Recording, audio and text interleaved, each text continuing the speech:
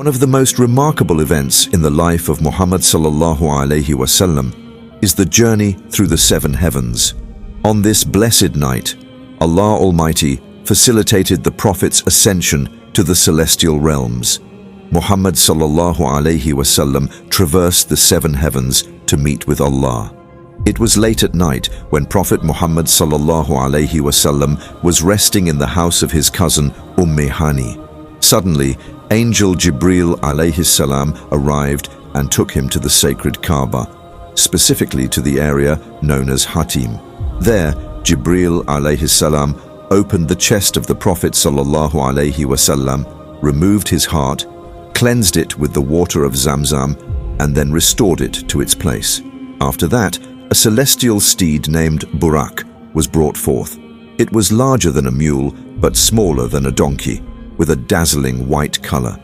Angel Jibril alayhi salam took the Prophet Muhammad sallallahu alaihi wasallam to Bayt al-Maqdis in Palestine. There, the Prophet offered 2 units of prayer. Following this, he began his ascension to the heavens. He passed through the 7 heavens one by one. In each heaven, he met several distinguished prophets and messengers, including Prophet Ibrahim alayhi salam, Musa alayhi salam, Isa alayhi salam, and Yusuf alayhi salam, among others. Our Prophet sallallahu alayhi wasallam had to endure many hardships and sacrifices in his earthly life. Perhaps this is why Allah, the Lord of all worlds, allowed him to meet these prophets on the night of Isra and Mi'raj.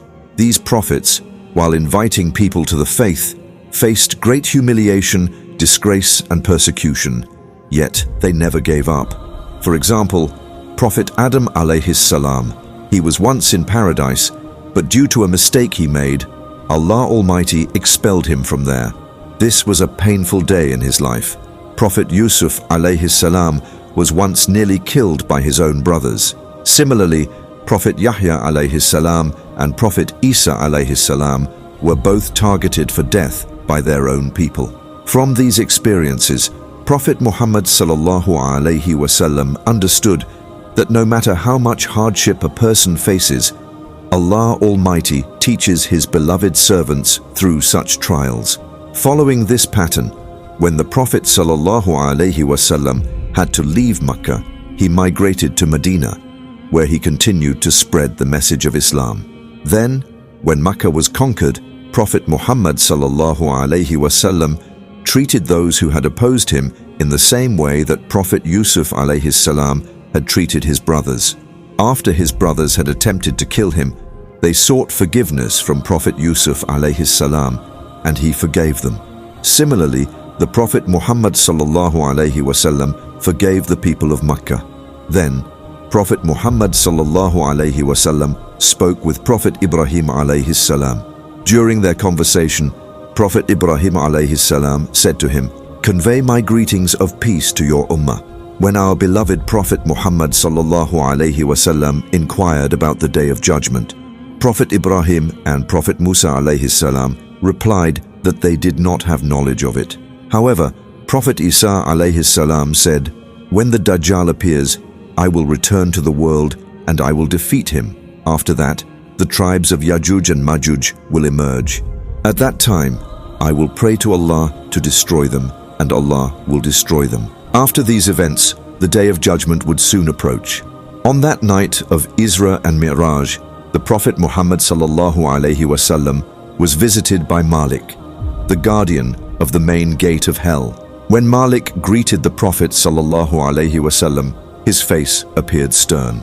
The Prophet sallallahu alaihi wasallam asked Angel Jibril alayhi salam why Malik's face looked so serious. Jibril alayhi salam replied, "Malik has never smiled or been happy since his creation, as he was created as the guardian of hell's main gate." After meeting the guardian of hell, the Prophet sallallahu alaihi wasallam was then taken to Sidrat al-Muntaha, the lote tree at the utmost boundary. Imam Nawawi states that the roots of Sidrat al-Muntaha begin from the 6th heaven, and its branches extend all the way to the farthest point of the 7th heaven. This Sidrat al-Muntaha is the tree over which no creation has ever traveled before. The Prophet Muhammad sallallahu alaihi wasallam described this tree by saying that its color was something he had never seen before. The colors we see on earth are all derived from the 7 colors of the rainbow. But the color of Sidrat al-Muntaha is a completely new, unique hue. Its beauty is indescribable in words, and it constantly changes. Surrounding this tree were various kinds of things, including countless tiny golden butterflies.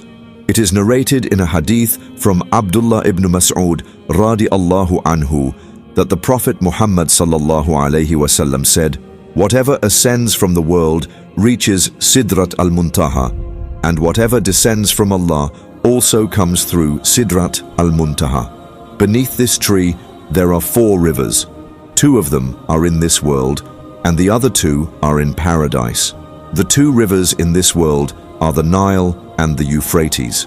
How these rivers are connected to Sidrat al-Muntaha is something beyond our knowledge. However, when we look at the history of humanity, we find that the oldest civilizations were established along the banks of these 2 rivers. As for the 2 rivers flowing towards paradise, one of them is the river Al-Kawthar and the other is Salsabil. From the river Al-Kawthar, our beloved Muhammad sallallahu alaihi wasallam will provide water to his ummah. Subhanallah.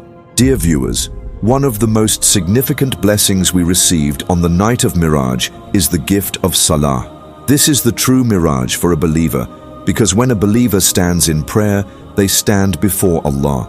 Initially, Allah made 50 daily prayers obligatory for the Ummah on the night of Miraj.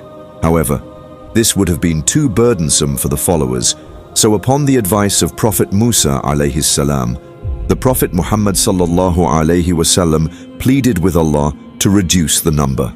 Through this, Allah, the Lord of the worlds, gradually reduced the number, and ultimately the 5 daily prayers were established as obligatory for the Ummah. Indeed, if someone performs the 5 daily prayers diligently and on time, Allah, the Lord of the worlds, will reward them as though they have prayed 50 times.